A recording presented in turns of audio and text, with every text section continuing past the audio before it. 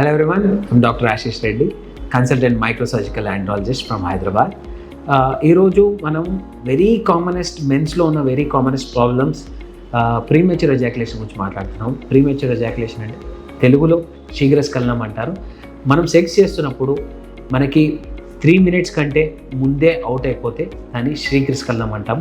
అంటే 3 minutes ముందే semen release అయిపోతే దాన్ని ప్రీమెచ్యూర్ ఎజాక్యులేషన్ అంటాం. సో ఇది ఎంత కామన్, 100లో 70 మందికి ఉన్నంత కామన్ ప్రాబ్లమే. అయినా ఎవరు చెప్పుకోనికి అది నార్మల్ అనుకుంటారు, లేకపోతే చెప్పుకోవడానికి కొద్దిగా సిగ్గా ఫీల్ అవుతారు, లేకపోతే వాళ్ళ వైఫ్స్ కంప్లైంట్ చేసేవారికి వాళ్ళు మన దగ్గరికి రారు. సో వాళ్ళందరికీ మీరు బెస్ట్గా ఇంట్లోనే దీన్ని ఎలా మీ టైమింగ్ని ఎలా పెంచుకోవాలో దాని గురించి నేను కొద్దిగా చెప్తాను. సెక్స్ చేస్తున్నారు, వీర్యం వస్తుంది అనుకుంటే ఒక్కసారి అంగాన్ని బయటకు తీసి దీన్ని ఒక్కసారి స్క్వీజ్ చేయండి. ఇప్పుడు ఇది అంగం అనుకుంటే యోనిలోకి పోతుంది అండ్ మీకు కొద్దిగా వీర్యం వస్తున్నట్టయితే దీన్ని మధ్యలో గట్టిగా స్క్వీజ్ చేయండి. ఇలా స్క్వీజ్ చేయడం ద్వారా దీన్ని స్క్వీజ్ టెక్నిక్ అంటారు. ఇలా చేయడం ద్వారా మీకు డెఫినెట్లీ వీర్యం బయటకు రాకుండా అక్కడనే హోల్డ్ అవుతుంది. సో దానివల్ల మీరు దీని తర్వాత మళ్ళీ మ్యాక్సిమం 1-2 minutesలో మళ్ళీ మీరు సెక్స్ యాక్టివిటీని కంటిన్యూ చేయొచ్చు.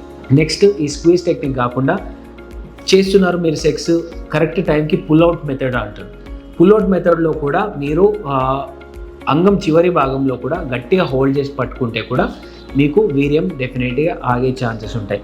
ఈ 2 పద్ధతులు న్యాచురల్గా ట్రై చేయడం లేదు, ఈ 2 పద్ధతి ట్రై చేస్తున్నా కానీ మనకి ఇంప్రూవ్ అవ్వట్లేదు అంటే డెఫినెట్లీ మీ అంగం పైన భాగంలో అంటే మీ గ్లాన్స్ పీనిస్ పైన సెన్సిటివిటీ ఉన్నా కానీ ఇలాంటి టెక్నిక్స్ పనిచేయకపోవచ్చు. సో ఈ గ్లాన్స్ని సెన్సిటివిటీని తగ్గించడానికి బేసిక్లీ అనెస్థెటిక్ స్ప్రేస్ ఉంటాయి. అనెస్థెటిక్ స్ప్రేస్ ఒక స్ప్రే ఇక్కడ, ఒక స్ప్రే కింద, ఒక స్ప్రే సైడ్కి చేసుకుంటే ఇది మొద్దుబారిపోతుంది. దానివల్ల మీరు యోనిలోకి పోతున్నా బేసిక్లీ మీకు మైండ్ నుంచి సెక్స్ చేస్తున్నట్టు ఉంటుంది, కానీ అంగం దగ్గర సెన్సిటివిటీ తగ్గిపోయి మీరు ఎక్కువసేపు సెక్స్ చేయడానికి డెఫినెట్లీ ఛాన్సెస్ ఉంటాయి.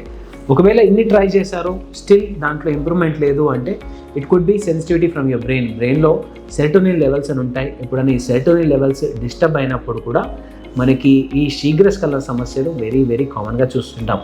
సో అలాంటి వాళ్ళకి బేసిక్లీ మీరు పెరాక్సిటిన్ అనే డ్రగ్తో స్టార్ట్ చేయొచ్చు. పెరాక్సిటిన్ 12.5 mg నుంచి ఉంటుంది, కొన్ని సస్టైన్ రిలీజ్డ్ ఉంటాయి, డిలేడ్ రిలీజ్ ఉంటాయి, కొన్ని 25 mg ఎట్లాంటిదైనా స్టార్ట్ చేసుకోవచ్చు.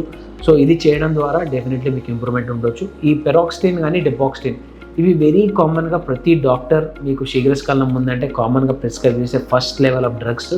ఇవి వాడుకోవచ్చు హ్యాపీగా, దీనివల్ల మీకు టైమింగ్ ఇంప్రూవ్ అయ్యే ఛాన్సెస్ ఉంటాయి.